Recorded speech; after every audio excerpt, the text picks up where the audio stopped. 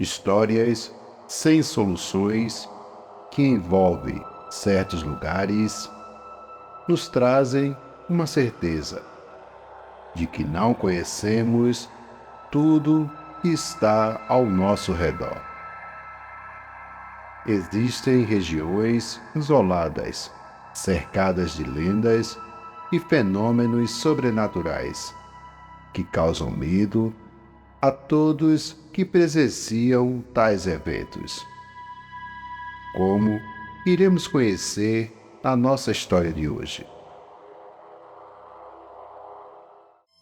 As Ilhas Blenheim, conhecida também como os Sete Caçadores no litoral escocês, é cercadas de lendas e mistérios, onde os moradores relatam seres mitológicos que surgem em noites de tempestades, sem falar nas densas neblinas que envolvem o local, tornando assim impossível a visualização das ilhas quando ocorrem esses fenômenos. A constante mudança de clima no local causaram diversos naufrágios de navios.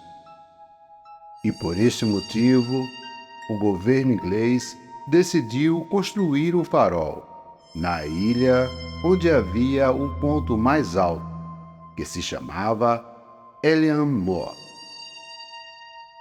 Quando iniciaram a construção do farol, aconteceram diversos acidentes, onde pessoas escorregavam e perdiam a vida quando caíam dos penhascos em uma altura bastante elevada. Porém, havia relatos de fenômenos onde algumas vítimas pareciam estar em transe, sendo manipulada por algo de outro mundo. No final do ano de 1899, o farol foi finalizado e um grupo de faroleiros foram contratados pela empresa responsável pelo farol. A equipe selecionada era formada por pessoas com bastante experiência, onde um número de 3 pessoas realizavam todo o processo para o funcionamento do farol. A luz utilizada no farol era a vapor, sendo necessária o alimento do carvão em um determinado momento. O farol emitia 2 luzes a cada 30 segundos, que podia ser vista pelo navio a uma distância de 30 quilômetros. Os homens recebiam uma certa quantidade de mantimentos, porém teriam que complementar o restante com a pesca e uma horta que havia no local. Após 14 dias, outra equipe chegava à ilha para substituir o grupo. Ao lado do farol havia uma residência com um certo conforto, onde os trabalhadores podiam descansar e jogar cartas nas horas de lazer. No dia 7 de dezembro de 1900, outro grupo se dirigiu para o farol, que era formado por James Ducati, Thomas Marshall e Donald McCartney. A troca do grupo ocorreu normalmente e os homens iniciaram o seu trabalho, onde iria durar um período de 2 semanas, sendo substituído no dia 21 de dezembro. Durante esse período, os trabalhadores eram observados por um monitor, que ocasionalmente observava a rotina dos homens, através de um telescópio que havia na costa. O isolamento na ilha era algo bem difícil para alguém que não tivesse uma boa preparação psicológica, pois a solidão e a angústia se tornaria a sua companhia durante este período. E por este motivo, todos que eram contratados passavam por uma severa seleção. No dia 12 de dezembro, foi observado algo estranho. As luzes do farol apagaram subitamente, porém, o funcionamento foi restabelecido e tudo havia voltado ao normal. Até que no dia 15 de dezembro, o navio SS Acton navegava próximo ao farol. Era por volta da meia-noite. Os tripulantes notaram que o farol não estava funcionando, deixando o capitão furioso, que enviou uma mensagem para o quartel-general da Cosmopolitan Lines Steamers, que era a empresa responsável pelo serviço. Neste momento, a companhia entra em contato com um grupo marítimo em Gallant Rock para que fosse averiguado a situação do farol. Porém, uma forte tempestade havia cortado a comunicação com os funcionários do farol, e uma forte neblina envolvia todo o local, tornando a monitorização através do binóculo e lunetas impossíveis naquele momento. Um grupo foi organizado no dia 20 de dezembro, após mais relatos de navios que transitavam no local e percebiam que o farol não estava funcionando. A tempestade castigava fortemente toda a costa e, por este motivo, a missão teve que ser abortada. No dia 26 de dezembro, a tempestade se acalma. Com um tempo favorável, o capitão Heavy reúne o próximo grupo e se dirigem para o farol, onde realizariam a troca da equipe. Quando se aproximavam da ilha, perceberam de imediato que havia algo fora do normal, pois sempre que um grupo novo chegava à ilha, os tripulantes da embarcação avistavam o hasteamento de uma bandeira na ilha. E naquele momento, este fato não ocorreu. O capitão fez soar a buzina do navio, porém, ninguém respondeu ao sinal emitido por ele, deixando o capitão bastante furioso.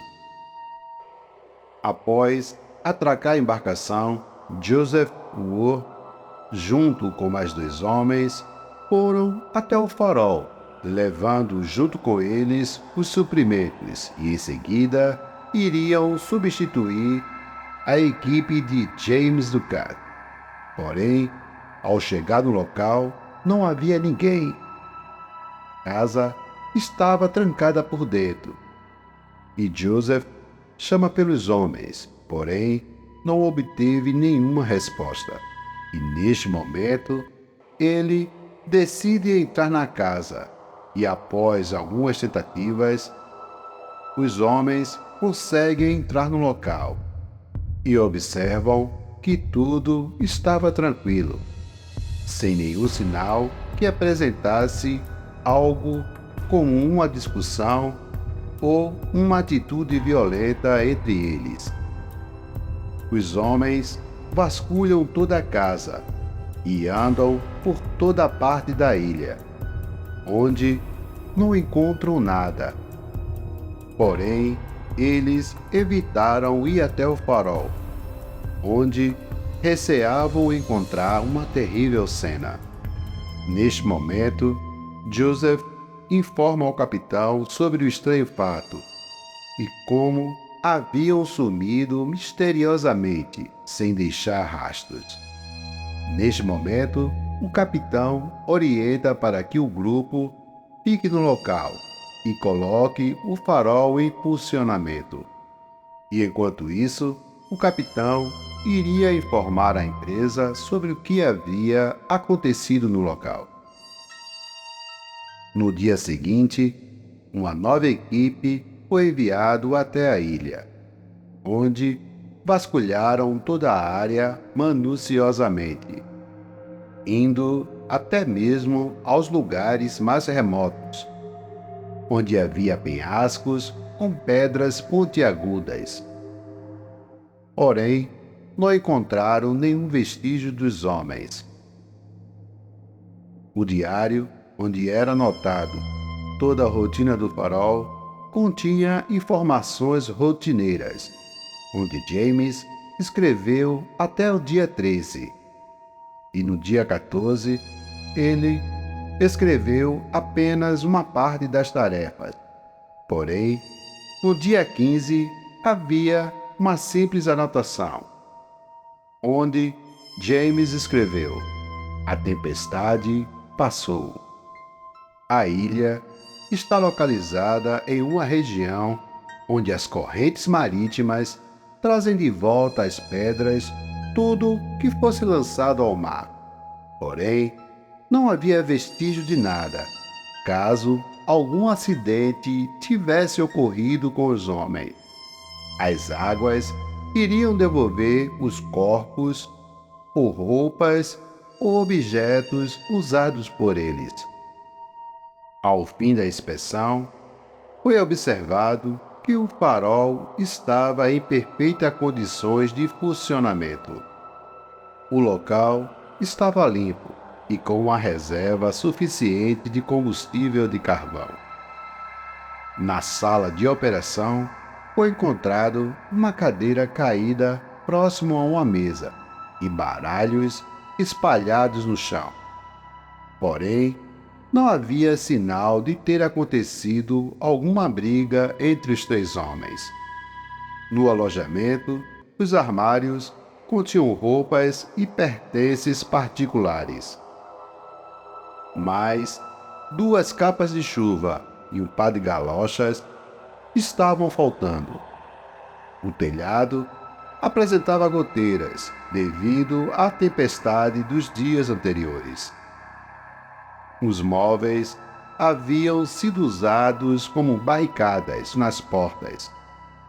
A pistola de sinalização, assim como o apito de sinal, haviam sumido do local. A casa de barcos e o bote estavam seriamente danificados. Um telegrama foi enviado para a empresa, onde foi relatado o estranho acontecimento. A imprensa local, ao saber do ocorrido, fez uma ligação entre 2 acidentes que aconteceram meses antes. No mês de fevereiro, um vigia fazia uma ronda nas escadas da casa de barcos, onde escorregou e quebrou o pescoço. E no mês de agosto, um pequeno barco a remo com 4 tripulantes naufragou próximo à ilha e os homens caíram nas águas geladas. Mas o desaparecimento dos 3 homens dentro do farol deixou o local mais cheio de mistérios. Foi levantada a hipótese de um surto do James Ducat. Porém, não havia sinais de sangue ou de luta corporal. E outro enigma era devido à pessoa que entrou na casa e fez uma barricada com os móveis, na tentativa de se proteger de alguma força superior que dominava o local naquele instante. A população local falava de algumas teorias, onde lendas locais se tornaram mais fortes, como a causa do desaparecimento. Uma delas falava sobre uma serpente gigante que havia devorado os homens, e outra falava sobre uma grande ave que também havia capturado todos os homens e levado para o seu ninho nas montanhas. Porém, a teoria mais provável em que todos acreditavam era que eles haviam sido abduzidos por alienígenas. Após o ocorrido, quem foi trabalhar no farol relatavam ouvir em certas noites vozes estranhas que chamavam por James, Thomas e Donald. Outros diziam ver vultos no meio da noite, que tentavam influenciar a pessoa a se jogar dos penhascos. No ano de 1971, o sistema do farol foi totalmente modernizado, não sendo mais necessário a presença de pessoas no local.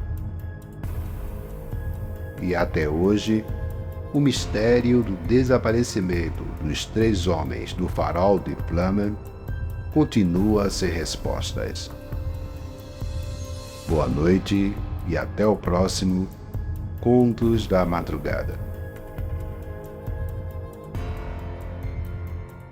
Se você é novo no canal e curtiu o nosso conteúdo, se inscreva, curta e compartilhe nossos vídeos. E conheça outras histórias cheias de mistério da nossa playlist. E muito obrigado e até a próxima.